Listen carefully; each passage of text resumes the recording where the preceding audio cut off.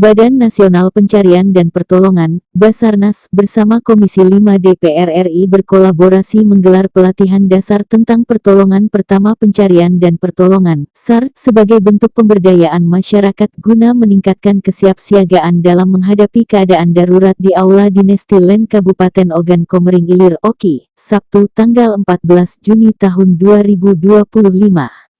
Supriyanto SH, selaku Wakil Bupati Oki resmi membuka acara tersebut dan berpesan kepada seluruh peserta yang mengikuti kegiatan agar dapat mengikuti seluruh rangkaian kegiatan dengan sungguh-sungguh agar dapat menyerap semua ilmu yang disampaikan oleh instruktur supaya nantinya dapat diimplementasikan di kondisi sebenarnya.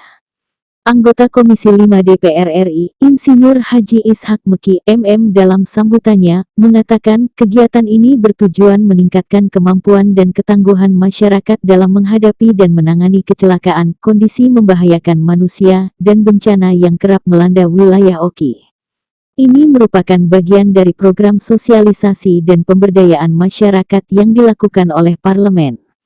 Kami punya kewajiban mensosialisasikan program kerja mitra kami, dan Basarnas adalah salah satu mitra Komisi 5 DPR RI.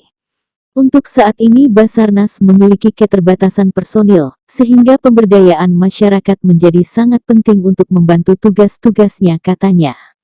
Sementara itu, Kepala Kantor SAR Palembang, Raymond Konstantin, SE mengungkapkan ada 160 orang warga masyarakat Kabupaten Ogan Komering Ilir sebagai peserta yang dilatih berbagai keterampilan seperti pertolongan pertama pada kecelakaan P3K, hingga evakuasi mandiri.